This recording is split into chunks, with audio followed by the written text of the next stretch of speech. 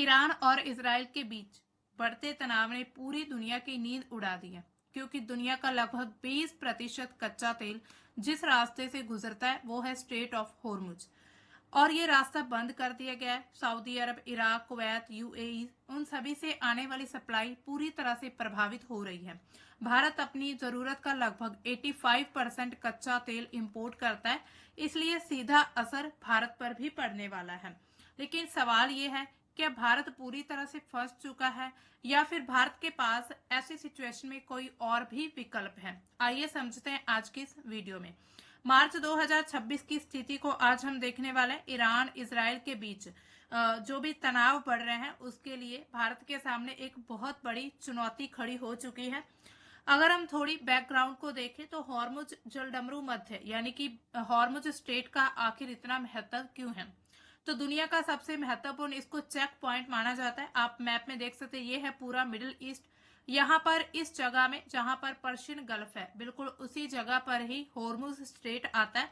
भारत का 40 से 50% कच्चा तेल और भारी मात्रा में एलपीजी यहीं से यानी कि इसी रास्ते भारत में पहुंचता है। इराक, सऊदी अरब, यूएई, इन सभी रास्तों से होकर ईरान की धमकियों के कारण तेल की कीमतें पहले ही ऊपर बढ़ चुकी हैं। 100 रुपए प्रति बैरल से भी ऊपर जा चुकी हैं। और ऐसे में भारत के सामने भी अब जो वहां से इंपोर्ट कर रहे थे उनके तेल के टैंकर भारत के जो है वहां पर रोक दिए गए हैं, उसको पूरी तरह से बंद कर दिया गया।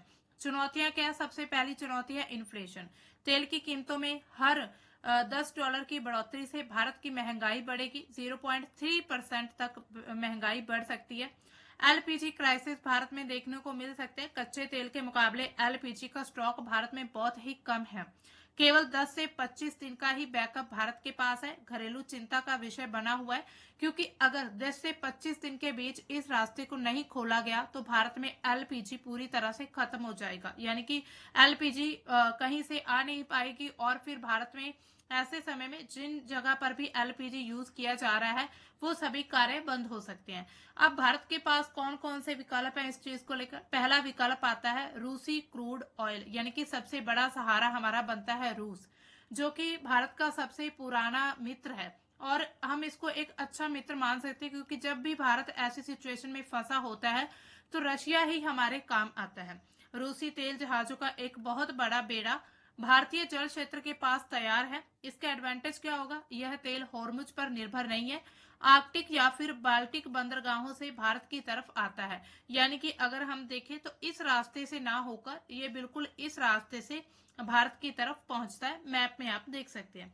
इसके अलावा मार्ग की चुनौती क्या? हमारे पास मार्ग क्या? केप ऑफ गुड होप, लाल सागर, यानी कि हूती खतरों के कारण जहाज को अफ्रीका के चक्कर लगाकर आना पड़ रहा है। यानी कि ये लंबा रास्ता जरूर है, लेकिन फिर भी कहीं ना कहीं भारत के पास एक ऐसा विकल्प अभी भी बचा हुआ है। ये मार्ग 600 किलोमीटर लंबा है। यात्रा में 15 से 20 दिन का समय लग सकता है, यानी कि एक्स्ट्रा समय लगेगा। नॉर्मली जितने डेज लगते थे उससे ज्यादा 20 दिन लगेंगे। इसके अलावा कॉस्ट बहुत ज्यादा महंगी हो सकती है। जो भी मतलब बीमा की लागत, वो सब कुछ इस रास्ते आने से महंगा हो जाएगा। लेकिन अगर हम देखें कहीं ना कहीं हूती खतरों से ये रास्ता सुरक्षित माना जा रहा है, लंबा होने के कारण चाहे, परंतु फिर भी भारत में कहीं ना कहीं इस रास्ते से उम्मीद जगी है कि भारत में तेल इंपोर्ट किया जा सकता है। इसके अलावा रणनीतिक तेल भंडार क्या, यानी कि स्ट्रेटेजिक पेट्रोलियम रिजर्व्स भारत के पास अभी अगर हम देखें करंट प्रेजेंट टाइम में तो 74 से 80 डेज का बैकअप है, जिसमें 9.5 दिन का सरकारी भंडार भी शामिल है। लोकेशंस कहां पर है, इनको कहां रखा गया? विशाखापत्तनम, बेंगलुरु और पादुर में मिलते हैं।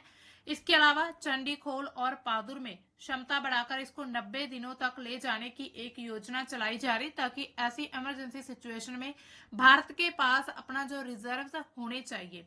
इसके साथ ही अगर हम देखें तो पूरे विश्व की आपूर्ति में भी डाइवर्सिफिकेशन किया जा रहा है। भारत, अमेरिका, ब्राजील और पश्चिम अफ्रीका देश जिसमें नाइजीरिया उन सभी से तेल इंपोर्ट को बढ़ाने की कोशिश कर रहा है, ताकि हम सिर्फ एक रास्ते पर डिपेंड ना होकर बाकी सभी रास्तों से जो है अपना ऑयल इंपोर्ट कर सकें। क्योंकि जब ऐसी सिचुएशन बनती है इमरजेंसी, उस समय में भारत को बहुत सारी चुनौतियों का सामना करना पड़ता है। इसी वजह से ऐसे प्रोजेक्ट चलाए जा रहे हैं। इसके साथ ही पाइपलाइन बिछाई जा रही है। सऊदी अरब यूएई की उन पाइपलाइनों का इस्तेमाल पर बातचीत चल रही है जो कि हॉर्मुज के बाहर यानी कि ओमान की खाड़ी या फिर लाल सागर में खुलती हैं। डायरेक्टली वहां से पाइप डाली जाएगी और फिर हॉर्मुज स्ट्रेट पर डिपेंड नहीं रहना पड़ेगा। इसके साथ अगर हम देखें भारत की ऊर्जा सुरक्षा रणनीतिक संतुलन किस प्रकार का है, अभी अगर हम देखें तो रणनीतिक तेल भंडार और कूटनीति की तरफ जोर दिया जा रहा है भारत का।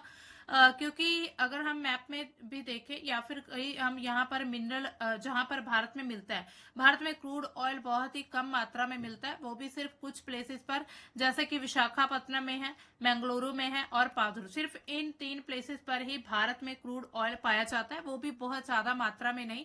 यानी कि हमें जो एक दिन में ऑयल का भारत जो यूज करता है यानी कि कंजम्पशन करता है, उसका भी बहुत ही कम परसेंटेज भारत में पाया जाता है। और करीब हम 80 से 85% जो है क्रूड ऑयल बाकी कंट्री से इंपोर्ट करते हैं। इसके साथ भारत का बीमा यानी कि इंडिया इंश्योरेंस क्या है, रणनीतिक तेल भंडार भारत की ऊर्जा सुरक्षा के लिए एक बीमा की तरह काम करती है। तेल विपणन कंपनियों के पास मौजूद स्टॉक को मिलाकर भारत के पास अभी भी 80 दिन का स्टॉक मौजूद है, जो हमने पहले भी बात की। इसके साथ अगर हम देखें फेज 1 क्या चल रहा है, यानी कि अलग अलग जो प्रोजेक्ट चलाए जा रहे हैं, उसमें पहला फेज क्या है, भूमिगत चट्टानी गुफाओं में स्थित जो क्रूड ऑयल है उसको बाहर निकालना, जैसे विशाखापत्तनम में है, मंगलुरु पादर, और कुल क्षमता अगर हम देखें तो 5.33 MMT की इसकी क्षमता है। इसके साथ ही फेज 2 क्या कहता है, पीपीपी विस्तार, यानी कि जो भी एक तरह से मॉडल चलता है हमारे यहाँ पब्लिक प्राइवेट पार्टनरशिप, उसमें जुलाई 2021 में इसको मंजूरी मिली थी और 6.5 MMT की अतिरिक्त क्षमता रखता है। इसके अलावा चंडीगढ़ ओडिशा में है, पादुर 2 कर्नाटक में है और फेज 2 के बाद कुल क्षमता हो जाएगी 11.83 MMT। यानी कि अगर हम देखें मेल MEIL जो है ये फर्स्ट प्राइवेट जो है SPR रहेगा भारत में, जो कर्नाटका में है, ये प्रोजेक्ट जो चलाया जा रहा है। इसके अलावा भविष्य की तैयारी पर क्या जोर दिया जा रहा है, भारत के द्वारा क्या कदम उठाए जा रहे हैं, तो हमारी जो इंडियन एनर्जी जो भी एजेंसी यानी कि जो भी मिनिस्ट्री है जो एनर्जी को कंट्रोल करती है, उनके अनुसार 90 दिन का भंडार है। बीकानेर राजस्थान में पहली बार सॉल्ट कैनवर्स यानी कि गुफा नमक की गुफाओं में 5 MMT की जांच की गई। बीना मध्य प्रदेश में भी कुछ भंडार मिले। उत्तर भारत के लिए अंतर्देशीय भंडार है वहां पर।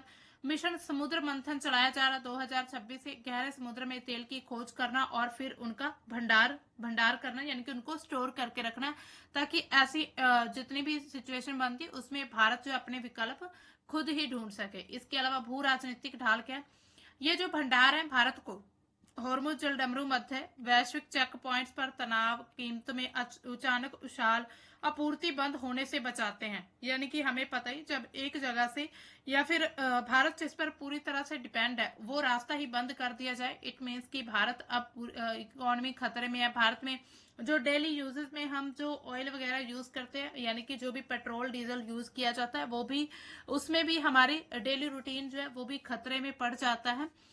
तो इसी तरह से यानी कि भारत को अपने विकल्प जो प्रोजेक्ट चलाने की जरूरत है।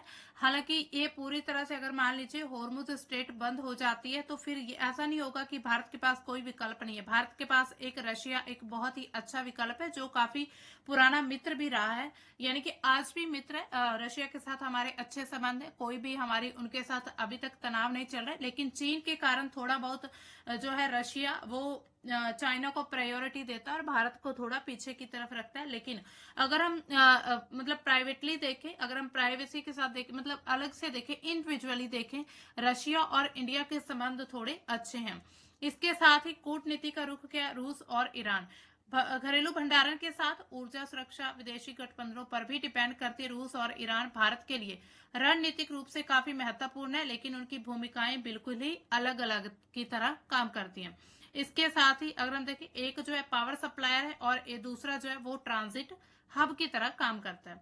रूस क्या है? पावर सप्लायर, समय की कसौटी पर ये परखा हुआ दोस्त है भारत का। ऊर्जा में अगर हम देखें, यूक्रेन संघर्ष के बाद सबसे बड़ा कच्चा तेल आपूर्ति करता रहा है, यानी कि भारत ने सबसे ज्यादा ऑयल इंपोर्ट जो है वहां से किया है, रशिया से। रक्षा के क्षेत्र में अगर हम देखें, सैन्य हार्डवेयर का 60 से 70% रूसी मूल का, यानी कि S-400 मिसाइल सिस्टम जो है वो हम रशिया से ही इंपोर्ट करते हैं। मोस्टली रक्षा का भी एक अच्छा साझेदार है रशिया हमारा।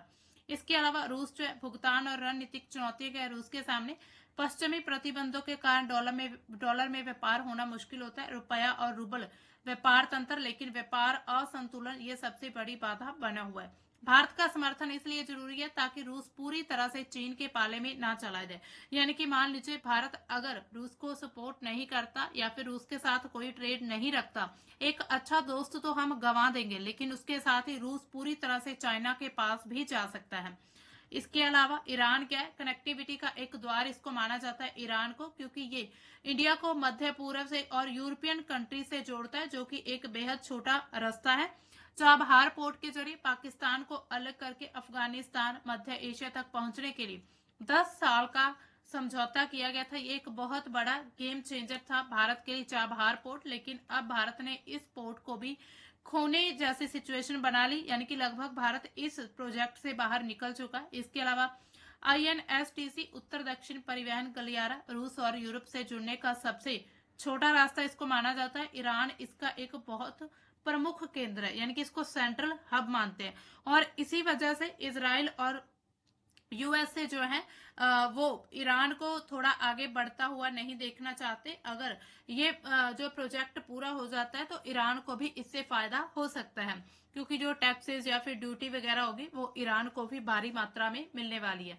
इसके साथ ही अगर हम देखें तो भारत का अभी तक रुख जो है वो पूरी तरह से न्यूट्रल है, किसी भी एक कंट्री की तरफ बिल्कुल भी नहीं है। ईरान में क्या जटिलता, क्या रिस्क क्या है और सुरक्षा चिंता क्या? सबसे पहले तो तेल व्यापार। अमेरिका प्रतिबंधों के कारण अभी वर्तमान में ईरान से कोई तेल नहीं खरीदा जा रहा है।